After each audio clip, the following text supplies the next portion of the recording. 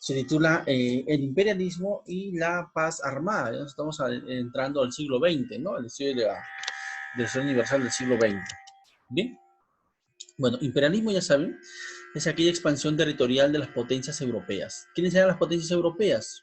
Sobre todo Inglaterra, en menor medida, ¿no? Los Países Bajos, Austria, Francia, y tardíamente Italia y Alemania, ¿no? Tardíamente porque saben que esos países se habían unificado, cada uno por su lado, obviamente, recién hacia 1870 y 1871, ¿no? Cuando concluye la unificación italiana y la unificación alemana, que lo estudiamos ya en las clases pasadas, ¿no? Esas eran las potencias. Ahora, ¿dónde se expandían? Se expandían al África y al Asia. ¿Y por qué? La pregunta más importante, ¿por qué se expandían? Porque era una necesidad, más que un capricho, una necesidad. Ojo, no estoy que lo justifico, ¿ah? Porque si no, pudiéramos hablar de que por qué no hay un imperialismo en este siglo XXI. Hay otro tipo de imperialismo, ciertamente. Hoy día los que dominan el mundo son las grandes transnacionales, ¿no? Las que depredan el mar, las que extraen los recursos minerales de los países, sobre todo subdesarrollados o en vías de desarrollo. No, es otro tipo de imperialismo lo que hoy día estamos viviendo. Pero en aquellos años era un imperialismo más a la antigua, ¿no? O sea, yo te conquisto, yo te domino, te convierto en parte de mi territorio, como en el mejor de los casos es un protectorado. Pero volviendo a la pregunta central, ¿no? ¿Por qué se dio ese imperialismo, esta conquista de las potencias europeas al África y al Asia? Bien, las respuestas, me imagino que ya te estarás acordando del año pasado, cuando vimos este tema, ¿no? Una era la búsqueda de materias primas. Recuerda que allá por los años 1800, Europa estaba atravesando por la plena segunda revolución industrial, lo cual estaba depredando los recursos naturales, agrícolas, ganaderos, mineros de Europa. Entonces los europeos necesitaban más que nunca nuevas materias primas para alimentar sus gigantescas industrias, cada vez más numerosas y más tecnificadas, ¿no? Con los nuevos inventos se estaban haciendo cada vez más rápida la producción. Es por ello, en ese contexto, cuando Inglaterra le comienza a comprar miles de toneladas de guano al Perú durante la época de la prosperidad falaz, como le llamó Basadre, aquellos años de 1840, 1850 y hasta 1860 en el Perú, ¿no? Si el Perú se volvió un país con grandes ingresos gracias a la exportación del guano, era porque justamente estaban viviendo ese periodo donde Europa necesitaba materias primas, ¿no? Y del Perú extraía, nos compraba nuestro guano, ¿no? Pero también en paralelo, Inglaterra se estaba apoderando de algunos países como la India, como Sudáfrica, ¿no? Como Nueva Zelanda o Australia y muchos otros países que formaban parte del Imperio Británico. Entonces, la búsqueda de recursos naturales creo que está clara, ¿no? Luego está la búsqueda de mano de obra barata, ¿no? En Europa había mano de obra calificada, pero esa mano de obra, la que manejaba las fábricas, básicamente la clase obrera, tenía un mejor salario que años atrás. Recuerda que eh, inicialmente los trabajadores en Europa tenían un salario muy miserable, ¿no? Pero justamente eso motivó al surgimiento de movimiento socialista que planteaba, entre otras, la revolución de los obreros contra el Estado burgués. Y el Estado burgués, para evitar esta revolución obrera que solamente hubiera traído guerras, conflictos, mm, optaron por mejorar los salarios, darles beneficios laborales, darles derechos a sus trabajadores.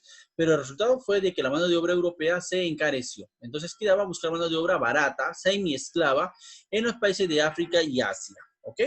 La otra tercera razón era buscar mercados. En Europa, tú tienes su fábrica, ya, ok, los vendes, pero la gente comenzaba a ya no comprarte como antes. No porque se hubiera vuelto pobre. Recuerda que en esos años la gente gozaba de buenos salarios, sino que simplemente ya no comprabas lo que ya tenías. ¿Para qué comprar más zapatos si ya tienes 30 pares de zapatos? Entonces la oferta, lo que se producía, era mayor a la demanda, lo que se quería comprar. O sea, se estaba saturando los mercados internos. Ya hay que sumarle el proteccionismo económico, ¿no? Si tú querías vender tu producción de zapatos a otro país, el otro país iba a cobrar aranceles para desanimarte porque a ese país no le convenía que en su territorio ingrese tu mercadería porque iba a competir con la producción nacional, no les convenía. Entonces, cada gobierno protegía su producción nacional cobrando altos aranceles. Entonces, proteccionismo económico más saturación de mercados internos generaba que las fábricas seguían produciendo, pero ya no había mucha demanda, ni interna ni externa. Así que el único camino era, nuevamente, conquistar países de África y del Asia para venderles su producción excedente, ¿no? O sea, se buscaban mercados. Obviamente, otro cuarto razón era el prestigio, ¿no? Si tú tenías más colonias, pues te ibas a tener más poder, más influencia, los demás países te iban a tener miedo, ¿no? Y en política internacional es importante la intimidación, para evitar algunos conflictos. O sea, si un país vecino te ve que tienes mucho poder porque tienes muchas colonias, pues en la vida se te va a atrever algún día a hacerte una guerra, ¿no? Todo lo contrario, más te busca como aliado, ¿no?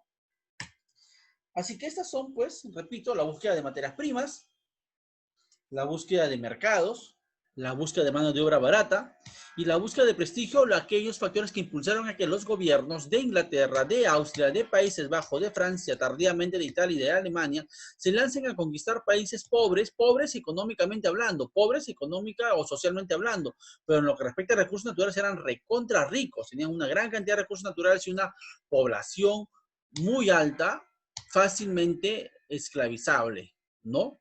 Pero recuerda que ese imperialismo fue financiado por la burguesía. Los dueños de las fábricas, los empresarios europeos eran los que financiaban, estaban dispuestos a dar de sus ganancias para que los gobiernos se lancen a conquistar países del África y el Asia. Y era la única opción, ¿no? Porque en aquellos años no había pues términos como tratado de libre comercio, no había libre mercado, todo lo contrario, había el proteccionismo que te he explicado. Así que tener colonias era más que un capricho, una moda, era una necesidad. Si tú no tenías colonias, simplemente tu economía iba a colapsar, te ibas a poner una soga en el cuello y iba a terminar sofocándote tu economía, porque no ibas a tener materias primas que alimenten tu industria.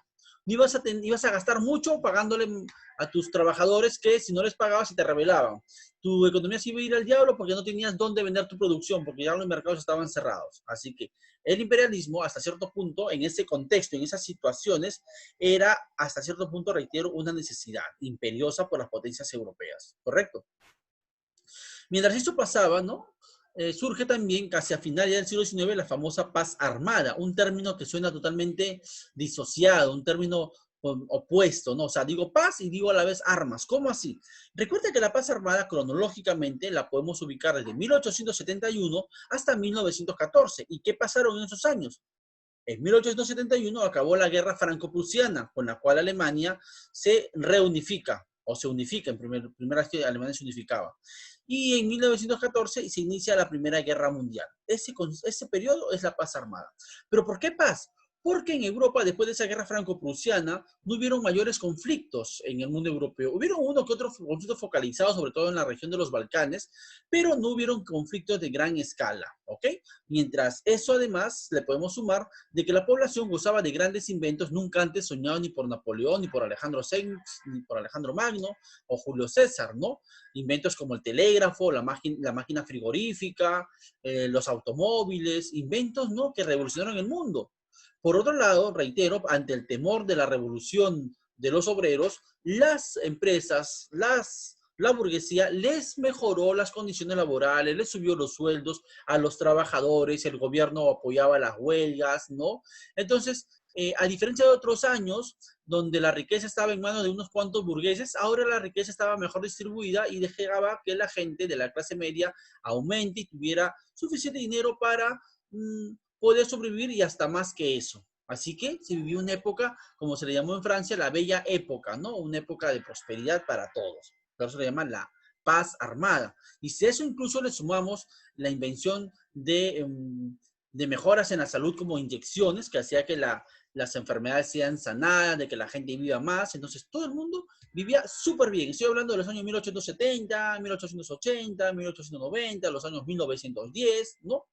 Entonces, hace 100 años el mundo parecía haber llegado a su cúspide, un poco más de 100 años en realidad, ¿no? Porque estamos en el año 1920, hace 100 años recién estaba terminando la Primera Guerra Mundial, ¿no? Pero hace más o menos 110, 120 años parecía que la historia había llegado a su fin, de que todo era prosperidad y que este modelo europeo iba a ser copiado tarde o temprano por el resto del mundo y que parecía que ya no iba a haber problemas sociales, pero nada más alejado de la verdad, ¿cierto? Porque debajo de esa prosperidad aparente, en el subterráneo de esa fotografía de paz, se estaban preparando por una guerra los gobiernos, porque los gobiernos sabían que el carbón que impulsaba ese ferrocarril llamado paz, ese impulso era tener colonias. O sea, mientras no tuvieras colonias, tu economía, tu prosperidad se iba a ir al diablo. Era necesario tener colonias. Pero ya dije que el principal imperio colonial era Inglaterra. De todo el pastel, imagínate que el 70% del pastel lo tenía Inglaterra y otros países solo se tenían que pelearse entre ellos por las migajas que dejaba Inglaterra. Entonces el reparto colonial no era tan equilibrado dependía de tu poderío naval. Inglaterra tenía el gran poderío naval de aquellos años, y países como Alemania, sobre todo, reclamaban una mejora o un equilibrado reparto colonial, pero Inglaterra no se los iba a dar. Inglaterra no iba a renunciar a sus colonias para darle solo por altruismo, se los iba a dar a los alemanes, ¿no? Que se jodan los alemanes, ¿qué culpa tengo yo que se hayan unificado muy tarde? Así que sonaban tambores de guerra en Europa. Así que mientras que la gente común y corriente, los civiles, gozaban de medicina, gozaban de inventos, gozaban de salarios, los gobiernos pactaban alianzas militares con sus vecinos. Oye, mira, si mañana este pata me ataca, tú me defiendes, a cambio de que si a ti te ataca, yo te defiendo. O sea, alianzas militares. Por otro lado, se estaban llenando los cuarteles, los gobiernos establecen los servicios militares obligatorios. Todos los jovencitos, terminando sus estudios básicos, se iban a los cuarteles por un tiempo. En caso de una guerra, tenían personal para ir a los campos de batalla, ¿ok? Por otro lado, también estaban que mejoraban su armamento, compraban o inventaban nuevos, valga la redundancia, inventos bélicos para una guerra que ya se olía. Europa, reitero, es muy genial esta analogía. Europa era como un camping en medio de un volcán a punto de estallar. Solo faltaba una chispa para que esto estallase y se inicia el derramamiento de sangre llamado Primera Guerra Mundial en 1914. Entonces, esa es la paz armada que a su vez, recordando, tiene dos etapas, ¿no? La etapa bismarckiana y la etapa guillermina. La etapa bismarckiana va de 1871, con la guerra franco-prusiana, con su término, hasta 1890, cuando el emperador de Alemania, Guillermo II, le da las gracias, manda la jubilación a Otto von Bismarck, su canciller, y él asume las riendas del gobierno alemán. Ahora, ¿qué pasó en la etapa bismarckiana? Repito, de 1871 a 1890. Quien manejó los hilos de la política internacional era el canciller alemán Otto von Bismarck, el canciller de hierro, ¿te acuerdas? Otto von Bismarck sabía que lo que menos le beneficiaba a los alemanes era una nueva guerra. Después de la guerra franco-prusiana, Alemania se había unificado y Alemania estaba empezando tardíamente, pero estaba empezando un acelerado proceso de industrialización, el cual se iba a paralizar si es que Francia le hacía otra vez una guerra a los alemanes. Y tú te preguntarás, ¿pero por qué Alemania le quiere hacer una guerra a los alemanes? Porque recuerda que en la guerra franco-prusiana los alemanes le quitaron a Francia Alsacia-Lorena, así que en Francia habían esas ganas de revancha, esas ganas de recuperar Alsacia-Lorena. Me recuerda a Perú y Chile cuando nos quitaron Tarapacá y Arica, ¿no? Y Tacna, bueno. Entonces, había esa sed de venganza y los franceses querían una guerra de revancha, recuperar su territorio de Alsacia-Lorena. Pero los alemanes también sabían de que si se daba esa guerra, nuevamente le iban a ganar a los franceses. Así que a los franceses no les convenía una guerra porque no tenían el poder suficiente para enfrentarse al poderoso economía y ejército alemán. Pero la opción que tenían los franceses era buscar aliados. Y los probables aliados de Francia eran Inglaterra y Rusia. Y en el centro estaba Alemania. Así que la Alemania del Kaiser o del canciller Bismarck era aislar, como ponerle en una burbuja a los franceses y evitar que busquen aliados. Y para ello Alemania firmaba tratados de libre comercio con los ingleses, con los rusos, se llevaba bien con ellos. Y el mensaje era, yo soy pacífico, yo soy bueno, yo no quiero nada, estoy tranquilo, soy un buen vecino, ¿no? De tal manera que Francia solo le quedaba seguir esperando. No podía enfrentarse a los alemanes solo, necesitaba un aliado, pero mientras que los ingleses y los rusos se llevaran bien con Alemania, Francia tenía que postergar sus ansias revanchistas. Aprovechando todo esto, el Kaiser, antes de dejar el cargo, el canciller Bismarck firma un tratado, un acuerdo con dos países, dos imperios, el imperio austrohúngaro y el imperio ruso, junto al imperio alemán, que era el segundo Reich, el segundo imperio. Después de la unificación se fundó el segundo Reich. Recuerda que el tercer Reich lo fundó Hitler, el primer Reich lo fundó Otto. Reich significa imperio.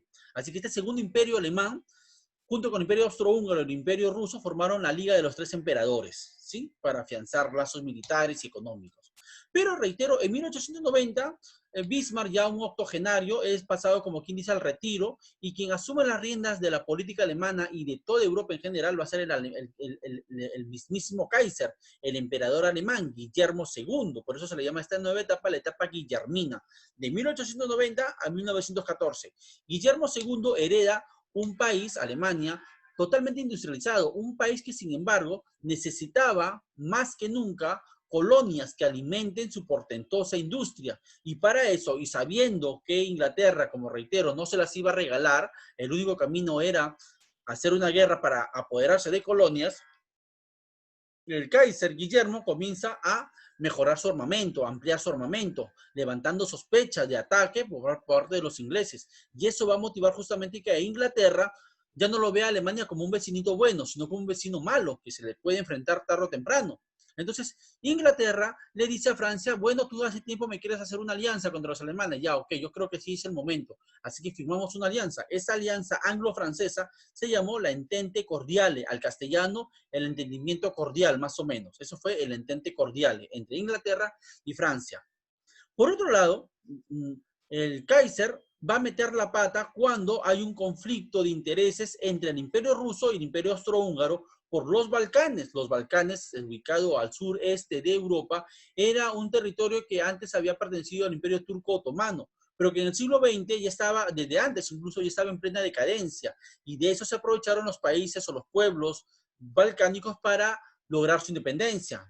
Por ejemplo, tenemos a Grecia, Macedonia, Serbia, Albania y Bosnia-Herzegovina y varios pueblos que se convierten en estados independientes, ¿no? Los llamados países balcánicos.